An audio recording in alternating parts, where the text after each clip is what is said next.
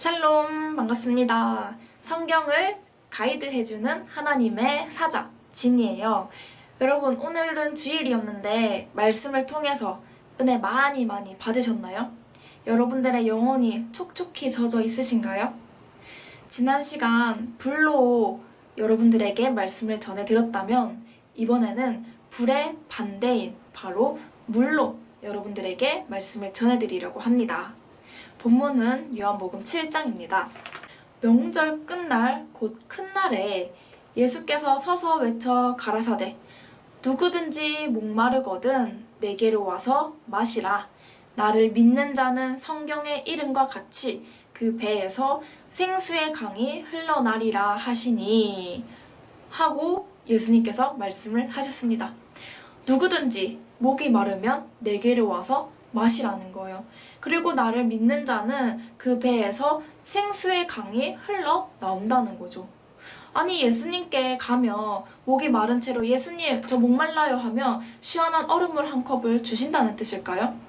그리고 그 배에서 생수의 강이 흘러나온다는 것은 아니 우리 배에 구멍도 나 있지 않는데 어떻게 물이 흘러나온다는 걸까요? 피가 흘러나온다는 걸까요? 그런 의도가 아니시겠죠.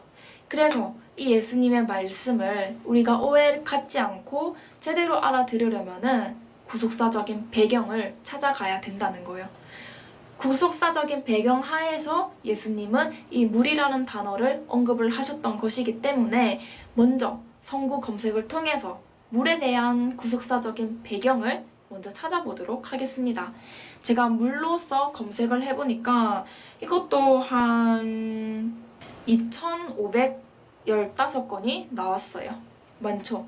당연히 물로서 다 나오는 것이 아니라 뭐 재물, 식물, 예물, 피조물, 물로 해서 여러 가지 물에 대한 구속사적인 용어들을 찾아보았습니다. 그 중에서 소개를 해드리고 싶은 것은 우리가 성경을 이렇게 넘겨가면은 바로 앞에 요한복음 4장을 보시면 사마리아인과 예수님의 대화를 우리가 볼 수가 있어요. 예수님께서 우물가에서 사마리아 여인에게 물 좀 달라 라고 말씀을 하세요. 그러면서 또 예수님이 내가 주는 물은 영원히 목마르지 않다 하고 말씀을 하시는 거죠. 자, 이 물은 도대체 또 무슨 물일까요? 예수님의 물을 자꾸 언급하시네요. 자, 저 앞으로 성경 제일 앞으로 가면은 창세기가 있죠. 창세기에서 보면은 둘째 날에 물을 궁창 아랫 물과 궁창 위의 물로 나누세요. 그리고 모인 물을 바다로 만드십니다. 또 흘러가면은 창세기 7장에서 노아 시대에 아주 큰 심판이 있었죠. 물로써 홍수로써 사람들을 싹 쓸어버렸어요. 그리고 또 언제 물이 나오냐 보니까 모세 이야기 때 보면 모세가 이스라엘 백성들을 애굽에서 탈출시키기 위해서 10가지 재앙을 붙죠. 그 중에서는 물을 핏물같이 되게 하는 재앙도 있었어요. 그리고 또 모세가 홍해 바다를 갈랐죠. 이때도 바닷물이 등장을 했습니다. 신명기 32장 2절에 보시면 뭐라고 나오느냐 보면 나의 교훈은 내리는 비요 나의 말은 맺히는 이슬이요 연한 풀 위에 가는 비요 채소 위에 단비로다 하고 하나님께서 말씀을 해주시는 거예요. 여러분 뭐라고요? 하나님의 교훈은 비요 하나님의 말씀은 맺히는 이슬이라는 거죠. 하나님께서 이 물을 가지고 하나님의 말씀을 비유를 하셨습니다.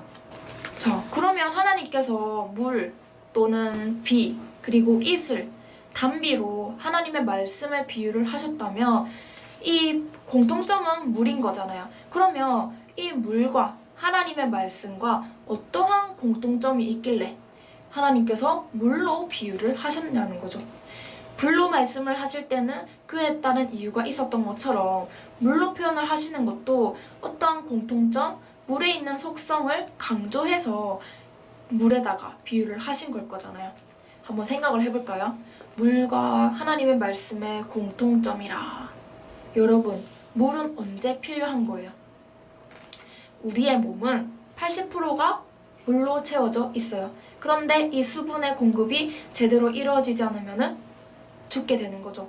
특히나 지금 이 여름철 얼마나 땀을 많이 흘립니까? 그럴 때 목이 너무나도 마르죠. 이럴 때 우리 시원한 냉수 한 컵 마시면은 갈증이 샥 가신단 말이죠. 즉 갈증을 해소할 때 우리에게 이 물이 반드시 필요한 존재라는 거예요.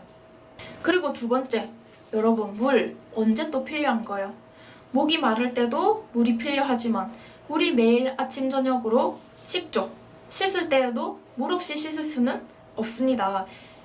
그러니까 이 씻을 때에도 물이 꼭 필요한 거예요. 다시 목마름, 갈증을 해소할 때와 그리고 씻을 때 이 물이 필요하다는 거죠. 그러면 이 두 가지의 속성을 가지고 하나님의 말씀으로 하나님께서 상징을 넣어서 사용을 하신다면은 이 구속사는, 이 물에 대한 구속사는 또 계시록으로도 이어집니다. 계시록 22장 14절을 보시면은 두루마기를 빠는 자에게 복이 있다는 거예요. 두루마기, 우리 옛날 한복을 생각하시면 되겠죠. 그런데 그것을 빨려면은 무엇이 필요하겠어요? 당연히 물이 필요하겠죠. 못 빨면은 이 성에 못 들어간다고 되어 있습니다. 즉 거룩한 성 천국에 못 들어가는 거예요. 교회를 다니는데 천국에 못 들어간다? 무엇을 못해서 그럴까요? 이 두루마기를 제대로 빨지 않았기 때문인 거예요. 그러면 교회는 이 하나님의 단비를, 하나님의 이슬 같은 이 말씀을 우리 성도님들에게 매일같이 공급을 해줘서 우리는 이 예복을 단정하게 씻어 가야 된다는 거죠. 그러면 그런 의미에서는 우리가 이 씻는다는 의미에서 이 물이 필요한 거죠. 그리고 오늘 본문처럼 누구든지 목마르거든 내게로 와서 마시라고 했던 그 갈증의 해소에 필요한 물은 바로 하나님의 말씀이었던 거예요. 여러분들도 이러한 갈증을 느껴보셨을 거예요. 이 교회를 가도 내 영혼이 만족하지 못하고 이 교회를 가도 내 말씀에 갈급했는데 딱 우리 교회를 오니까 이 말씀을 듣고 나니까 목말랐던 이 영혼이 이 갈증을 해소를 시켰던 거예요. 그 하나님의 말씀으로 이 메말라 있던 영혼에게 촉촉히 물을 적셔준 거라는 말이죠. 그러면 우리가 오늘 교회를 가서 설교의 말씀을 들었던 것은 우리의 이 영혼에 시원한 물을 끼얹고 온 것이 되는 거겠죠. 그러니까 우리는 매일같이 이 물을 마시고 살아야 돼요. 아모스 8장 11절을 보시면 마태복음 24장에서도 재난이 온다고 할 때 처처에 기근과 또 지진이 일어난다고 해요. 거기서 기근은 양식이 없는 거죠. 아모스 8장 11절을 보시면은 양식이 없어서 주림이 아니요 물이 없어서 가람이 아니요 하나님의 말씀이 없는 그 기근을 말씀하고 있습니다. 그러면 아모스 8장의 이 예언도 또 마태복음 24장의 이 예언도 결국 예언이잖아요. 앞으로 일어날 일들을 예언하고 있다면은 지금의 이 시대는 목이 마른 시대라는 거예요. 그 갈급한 심령을 가지고 우리 교회로 와서 이 말씀을 듣고 목마름을 해소하는 분들을 지금 많이 보고 있습니다. 여러분, 우리는 물 없이 살 수 없어요. 하나님의 말씀 없이는 우리는 살아 숨쉴 수가 없습니다. 하나님의 이 생명수 같은 이 샘물을 우리가 매일매일 마시고 또 우리가 살아가는 이 삶의 터전에서 생명수의 이 말씀을, 이 물을 전하면서 살아가야 되겠죠.